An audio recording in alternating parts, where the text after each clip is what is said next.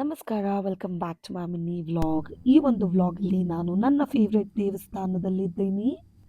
ದೇವಸ್ಥಾನ ಮುಗಿಸ್ಕೊಂಡು ನಾನು ಹೊರಟಿದ್ದು ಚಿಕ್ಕಪೇಟೆಗೆ. ನಾನು ಆ್ಯಕ್ಚುಲಿ ವರಮಹಾಲಕ್ಷ್ಮಿಗೆ ಸ್ಯಾರಿ ಪರ್ಚೇಸ್ ಮಾಡಿಬಿಟ್ಟಿದ್ದೀನಿ ಏಪ್ರಿಲ್ನಲ್ಲೇ. ಮತ್ತೆ ಹೋಗಿ ಇನ್ನೂ ಒಂದು ಸೀರೆ ತೊಗೊಂಬಂದಿದ್ದೀನಿ. ಮೇ ಬಿ ಇನ್ ಫ್ಯೂಚರ್ ನನಗೆ ಸ್ಯಾರಿ ಒಬ್ಸೆಷನ್ಸ್ ಸ್ಟಾರ್ಟ್ ಆಗಿ ಬರೀ ಸ್ಯಾರೀಸ್ನೇ ವೇರ್ ಮಾಡ್ತೀನಿ ಅನಿಸುತ್ತೆ. ನಾನಿವಾಗ ಏನು ದೇವಸ್ಥಾನ ತೋರಿಸ್ತಾ ಇದ್ದೀನಿ, actually one side of the ಟೆಂಪಲ್ನ ನಾನು ಕ್ಯಾಪ್ಚರ್ ಮಾಡಿ ಹಾಕಿರೋದು. ಬಿಕಾಸ್ ನಾನು ಪೂರಾ ದೇವಸ್ಥಾನನ ಕ್ಯಾಪ್ಚರ್ ಮಾಡೋಕ್ಕಾಗಲ್ಲ, ದೇವಿನ ತೋರ್ಸೋಕ್ಕಾಗಲ್ಲ.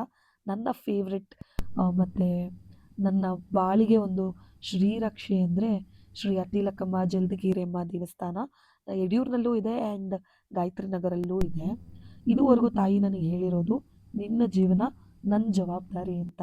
ಇದಕ್ಕಿಂತ ಹೆಚ್ಚಾಗಿ ಏನು ಬೇಕು ಲೈಫಲ್ಲಿ? ನಾವು ಮುಂಚೆ ಹೆಂಗೆಲ್ಲ ಇರ್ತೀವಿ, ಓ ಮೈ ಗಾಡ್, ಆಮೇಲೆ ಯಾವುದೋ ಒಂದು ಸಿಚುಯೇಷನಿಗೆ ಕಟ್ಟಿಬಿದ್ದು ನಾವು ಚೇಂಜ್ ಆಗ್ತೀವಿ. ನನಗೆ ಅಂತಂಥ ಪಾಠಗಳನ್ನ ದೇವ್ರು ಕಲಿಸಿದಾಳೆ.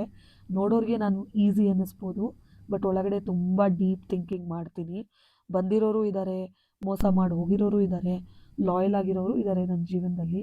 ಪ್ರತಿಯೊಂದು ನನಗೆ ತಾಯಿ ತೋರಿಸ್ಕೊಟ್ಟಿದ್ದಾಳೆ. ದುಡ್ಡು ತೋರಿಸ್ಕೊಟ್ಟಿದ್ದಾಳೆ, ದುಡ್ಡು ಇಲ್ದಲೇ ಇರೋದು ತೋರಿಸಿದ್ದಾಳೆ ತಾಯಿ. ಯಾವತ್ತಿದ್ರೂ ತಾಯಿಗೆ ಚಿರಋಣಿ ನಾನು. ಹೇಗೆ ಹೇಳೋದು, ಹೀಗೆ ಇರುತ್ತೆ ನಿನ್ನ ಜೀವನ ಅಂತ ಹೇಳಿದಾಳೆ, ಹಾಗೆ ಆಗುತ್ತೆ. ಓ ಮೈ ಗಾಡ್, ದಿ ಬೆಸ್ಟ್ ಕೊಟ್ಟಿದ್ದಾಳೆ ನನಗೆ ತಾಯಿ. ಏನು ಥ್ಯಾಂಕ್ ಯು ಹೇಳಬೇಕಾ, ಯಾವ ರೀತಿ ಹೇಳಬೇಕು ದೇವರಿಗೆ? ಒಂದೇ ನಾನು ಫಾಲೋ ಮಾಡೋದು, ನಿಯತ್ತಾಗಿರಬೇಕು, ಯಾರಿಗೂ ಕೆಟ್ಟದ್ದು ಬಯಸಬಾರ್ದು. ಸೊ ಅದನ್ನು ನಾನು ಫಾಲೋ ಮಾಡ್ತೀನಿ, ನನ್ನ ತಾಯಿ ನನ್ನ ಕಾಪಾಡ್ತಾಳೆ, ಇಷ್ಟೇ.